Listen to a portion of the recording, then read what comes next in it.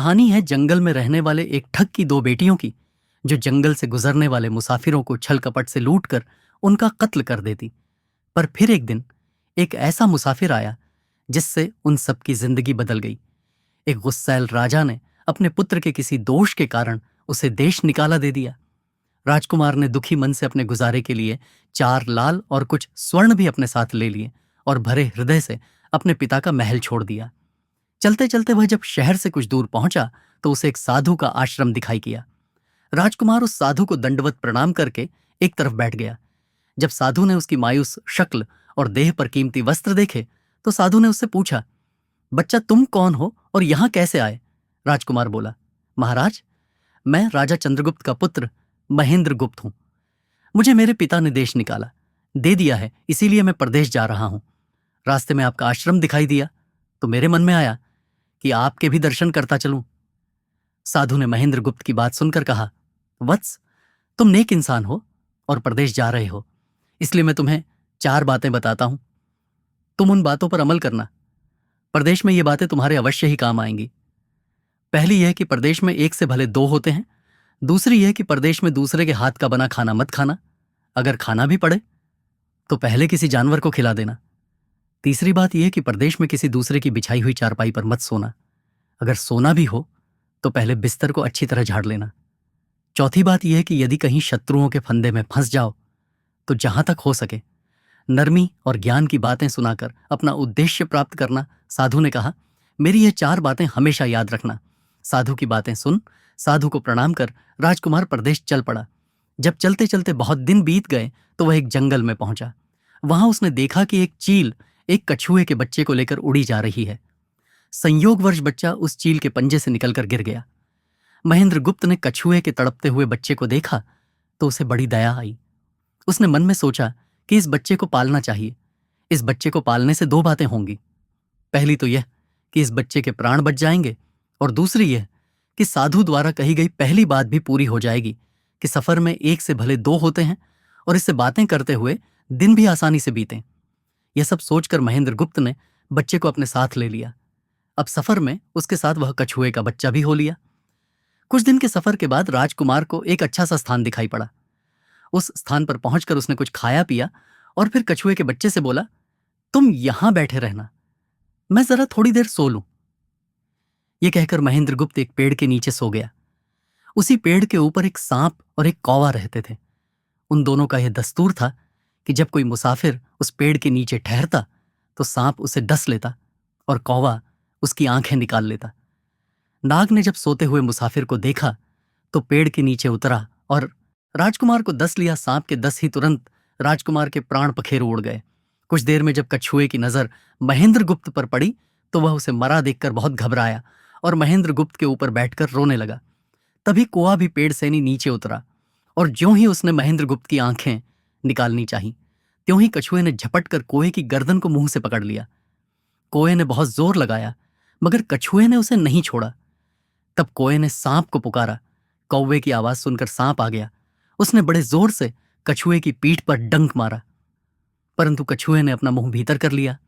सांप ने कई बार कछुए की पीठ पर डंक मारा, किंतु हर बार कछुआ अपना मुंह अंदर कर लेता। जब सांप का कछुए पर बस नहीं चला तो उसने कछुए से प्रार्थना की कि तुम मेरे मित्र को छोड़ दो। यह सुनकर कछुआ बोला, नहीं, तूने मेरे मित्र को डसा है, अब मैं भी तेरे मित्र की जान लूंगा। तू मेरे मित्र को छोड़ दे तो मैं तेरे मित्र को जीवित कर दूंगा। यह कहकर सांप ने काटी हुई जगह पर मुंह रखकर महेंद्र गुप्त के शरीर से विष खींच लिया और बोला, अब तो मेरे मित्र को छोड़ दें।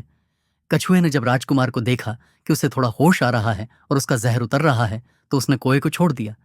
जब महेंद्र गुप्त को होश आया तब कछुए ने उसे सांप के डसने का सारा हाल सुनाया। कछुए की बात सुनकर तुरंत महेंद्र गुप्त के मन में सा सादगी बताई। पहली बात खटकी सोचा, साधु की एक बात तो काम आई कि एक से भले 2 होते हैं।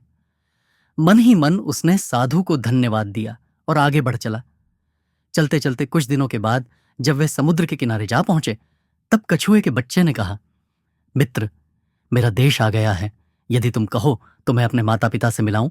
उनसे बिछड़े बहुत दिन हो गए हैं, वे बहुत दुखी होंगे। महेंद्र गुप्त ने उसे जाने की आज्ञा दे दी और स्वयं रात को वहीं समुद्र के किनारे उस जंगल में ठहर गया। जिस जंगल में राजकुमार ठहरा हुआ था उसी जंगल में वहां से कुछ दूर ही एक ठग का परिवार रहता था। ठग के 2 लड़कियां और 4 बेटे थे। उसकी बड़ी बेटी ज्योतिष विद्या जानती थी। जब भी कोई राहगीर, कोई यात्री उस जंगल से गुजरता और उसके पास कुछ कीमती होता, तो ठग की बड़ी बेटी अपनी विद्या से जान लेती थी। आज फिर से उसे बहुत दिनों बाद बहुत से खजाने की महक आई। उसने अपने पिता से कहा, ऐसा प्रतीत होता है कि इस जंगल में एक पथिक आया हुआ है। उस पथिक के पास 4 लाल हैं। यदि तुम लोग उस पथिक को यहां ले आओ तो उससे लाल लेना मेरा काम है। यदि वे लाल हमको मिल जाएं तो हम जन्म भर के लिए निहाल हो जाएंगे, परंतु उस पथिक को मारना मत, उसे जीवित ही पकड़ लाओ। ठग अपने बेटों के साथ तुरंत उसकी तलाश में निकल पड़ा। वे थोड़ी ही दूर चले होंगे कि उन्होंने देखा एक आदमी एक पेड़ के नीचे सो रहा है। उसे देखकर उन्होंने सोचा कि यह वही पथिक हो सकता है जिसके पास लाल है। वे उसे पकड़कर ले गए और अपनी बड़ी बेटी के हवाले करके बोले, इससे लाल निकलवाना अब तेरा काम है। ठग की बड़ी बेटी ने पूरे आश्वासन के साथ कहा, तुम लोग चिंता मत करो, मैं इससे लाल निकलवा लूंगी। ठग की छोटी बेटी ने जब महेंद्र गुप्त को देखा तो वह दिलो जान से उस पर मोहित हो गई। पहली ही नजर में वह अपना दिल उस नौजवान राजकुमार को दे बैठी। भाइयों के डर से कुछ कह तो ना सकी, लेकिन मन ही मन उसको बचाने की युक्ति सोचने लगी। कुछ देर बाद ठग की बड़ी बेटी ने खाना बनाया और उसमें जहर मिला दिया। वही खाना उसने महेंद्र गुप्त को परोस दिया। जब थाली महेंद्र गुप्त के सामने आई तो उसने खाने के लिए निवाला। तोड़ जैसे ही उसे खाने को हुआ, तभी उसे साधु की कही गई दूसरी बात याद आई। उसने थाली में से थोड़ा सा भोजन निकालकर कुत्ते के सामने डाल दिया। जैसे ही उस खाने को कुत्ते ने खाया, वो तुरंत मर गया। यह देखकर महेंद्र गुप्त ने भोजन नहीं किया। उसने अपने मन में सोचा कि साधु की दूसरी बात भी काम आई। अपनी इस चाल को असफल होते देखकर ठग की बड़ी बेटी को गुस्सा तो बहुत आया, पर वह अपने गुस्से को अंदर ही अंदर पी गई। उसने महेंद्र गुप्त के सोने के लिए पलंग तैयार करवाया और उससे कहा, जाओ पथिक, ऊपर के कमरे में तुम्हारे लिए पलंग तैयार करवा दिया है, अब तुम आराम करो। कई दिनों की सफर की यात्रा के कारण थका हुआ राजकुमार जब ऊपर आया तो उसे बढ़िया धुली हुई चादर पलंग पर बिछी हुई दिखाई दी। सोचा, जो हुआ सो हुआ। कई दिनों के बाद चैन की नींद तो सोने को मिली। वो जैसे ही पलंग पर बैठने को हुआ तो उसे साधु की तीसरी बात याद आई कि प्रदेश में हमेशा बिस्तर को झाड़ कर सोना। जैसे ही उसने बिस्तर को झाड़ा तो उसके होश उड़ गए। वो बिस्तर एक कच्चे सूत से तैयार किया गया था, जिसके नीचे आग का कुआं था। महेंद्र गुप्त ने देखा कुएं के अंदर बड़े बड़े आग के अंगार धधक रहे हैं। सोचा, साधु की तीसरी बात भी काम आई। उसने एक बार फिर मन ही मन साधु का धन्यवाद किया और पास पड़ी एक टूटी हुई चारपाई पर लेट गया। थोड़ी देर पहले जो राजकुमार चैन की नींद लेने की सोच रहा था, अब नींद उसकी आंखों से कोसों दूर थी। अब तो उसे अपनी जान के लाले पड़े थे। सोचने लगा, आज की रात बचना बहुत कठिन है। तभी ठग की छोटी बेटी मौका पाकर आई और कहने लगी, हे प्रिय, मैं तुम पर दिलो जान से न्यौछावर हूं, परंतु आज की रात मेरे वश में कुछ नहीं है। आज की रात मेरी बड़ी बहन की बारी है, जिस तरह भी हो सके। बस आज की रात मेरी बहन से अपने प्राण बचा लो, कल मेरी बारी है। हे स्वामी, मैं तुम्हारी दासी हूं, मैं तुम्हें साफ बचा लूंगी। इतना कहकर ठग की छोटी बेटी चली गई। जब सब लोग खाना खा चुके तो ठग की बड़ी बेटी ऊपर बने कमरे में चली। सोचा, अब तक तो पथिक जलकर राख बन चुका होगा। पर जैसे ही वह कमरे के अंदर आई और देखा कि पथिक तो बिल्कुल सही सलामत टूटी हुई चारपाई पर लेटा हुआ है, तो उसके क्रोध की कोई सीमा न रही।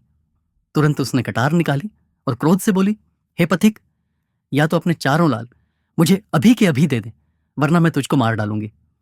उसी समय महेंद्र गुप्त को साधु की चौथी बात याद आई कि कहीं शत्रुओं के फंदे में फंस जाओ, तो जहां तक हो सके नरमी और ज्ञान की बातें सुनाकर अपना उद्देश्य प्राप्त करना। उसने सोचा कि आज रात बचना मुश्किल है, पर साधु की चौथी बात भी आजमानी चाहिए।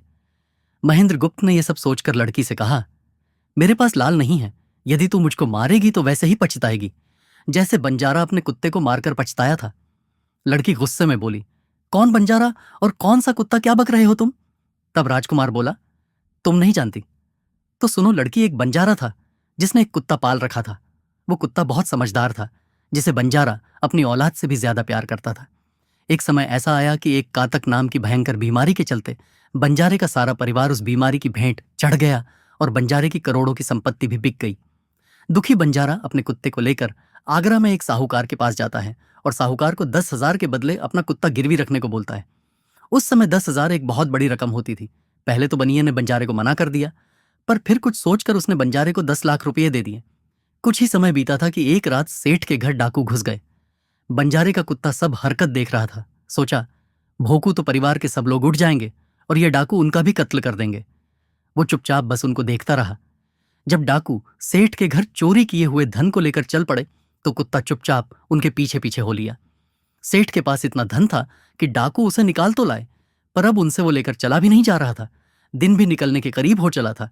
डाकुओं ने सोच विचार कर उस धन को एक तालाब के अंदर छिपा दिया। सोचा, बाद में आराम से निकाल ले जाएंगे।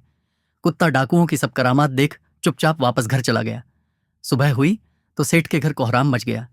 पता चला कि चोर सारा धन निकाल ले गए। सेठ का रो रो कर बुरा हाल था। आसपास के लोग उसे दिलासा दे रहे थे। सेठ ने रोते रोते कहा, मैंने सुना था बंजारे का कुत्ता बहुत समझदार है, पर यह नमक हराम तो एक बार भौंका तक नहीं। तभी बंजारे का कुत्ता उस सेठ की धोती पकड़कर खींचने लगा। कुत्ते की हरकत देख पास खड़े एक समझदार व्यक्ति ने सेठ से कहा, सेठ जी, यह कुत्ता कुछ कहना चाहा है, हमें इसकी सुननी चाहिए। और सभी लोग कुत्ते के पीछे पीछे हो लिए। सबको लेकर कुत्ता उसी तालाब के पास पहुंच गया जहां रात को डाकुओं ने सारा धन छिपाया था, और तालाब में घुसकर अशर्फियां से भरी थैली अपने मुंह में दबाकर बाहर आया। तुरंत सेठ के नौकर उस तालाब में कूद गए और चोरी किया हुआ सारा धन बरामद कर लिया। सब देख सेठ आंखों में अश्रु लिए कुत्ते से कहता है, मुझे माफ कर देना, मैंने तुम्हें बहुत बुरा भला कहा। सेठ ने वहीं कागज मंगवाया और बंजारे के नाम चिट्ठी लिखी। भाई बंजारे, तेरे कुत्ते ने मेरे 10,000 पूरे कर दिए। मैं तेरे कुत्ते को तेरे पास भेज रहा हूं। अगर तुझे और भी 10, 20, 500, 1000 की जरूरत हो तो मेरे पास आकर ले जाना। इतने समझदार कुत्ते को मेरे पास छोड़ने के लिए तहे दिल से तुम्हारा धन्यवाद। बनिया चिट्ठी कुत्ते के गले में टांग उसे नम आंखों से विदाई देता है। कुत्ता घूमता घूमता जब 4-5 दिन बाद बंजारे के पास पहुंचता है तो कुत्ते को आता देख बंजारे के तन बदन में आग लग जाती है। कहता है, मैं तुझे बनिए के पास गिरवी रखकर आया था और तू वहां से भाग आया। तूने मेरी बेइज्जती कर करवा दी। गुस्से में अंधा हुआ बंजारा तुरंत पिस्तौल निकाल कुत्ते को गोली मार देता है और सिर पकड़कर वहीं बैठ जाता है। कुछ देर बाद जब उसकी नजर कुत्ते के गले में टंगी हुई पर्ची पर पड़ी तब बंजारा वो पर्ची निकाल उसे पढ़ता है। पर्ची पढ़ते ही बंजारा फट पड़ता है। वो दहाड़े मार मार खून के आंसू रोता है। पर अब भला क्या हो सकता था? बंजारे की कहानी सुना। महेंद्र गुप्त ठग की बेटी से कहता है, महेंद्र गुप्त से कहा, आज तो तूने मुझे बातों में लगाकर अपनी जान बचा ली, परंतु आज रात मेरी छोटी बहन की बारी है। वो तुझे हरगिज जीवित ना छोड़ेगी। जब ठग की छोटी बेटी को पता चला कि महेंद्र गुप्त जिंदा और बिल्कुल सही सलामत है तो उसकी खुशी का ठिकाना ना रहा। अपनी बहन को दिखाने के लिए ऊपरी मन से बोली, तुम निश्चित रहो बहन, मैं आज इससे लाल लिए बगैर छोड़ने वाली नहीं हूं। दिन बीता और रात हुई। तब ठग की छोटी बेटी महेंद्र गुप्त के पास गई और बोली, भगवान का शुक्र है जो तुमने चालाकी से अपनी जान बचा ली। महेंद्र गुप्त बोला, तुम सब ऐसा क्यों करते हो? तब ठग की छोटी बेटी बोली, हमारी तो यही रीति है कि मेरे भाई और बाप मुसाफिरों को पकड़ कर लाते हैं और हम बहनें अपनी चालाकी से उनसे माल हथ कर उन्हें मार डालती हैं। फिर वह बोली, पर तुम चिंता मत करो, अब मेरी बारी है और मैं तो दिलो जान से तुम्हारी दासी हूं। तुम्हें जैसा समझ पड़े वैसा ही करो।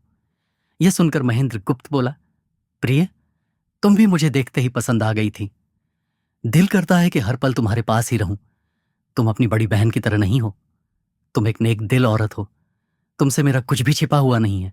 उसकी बात सुनकर ठग की बेटी ने कहा, तुम कहते हो कि मुझसे कुछ भी छिपा नहीं है, तो फिर वे लाल कहाँ हैं? महेंद्र गुप्त ने कहा, निकालना चाहो तो निकाल लो।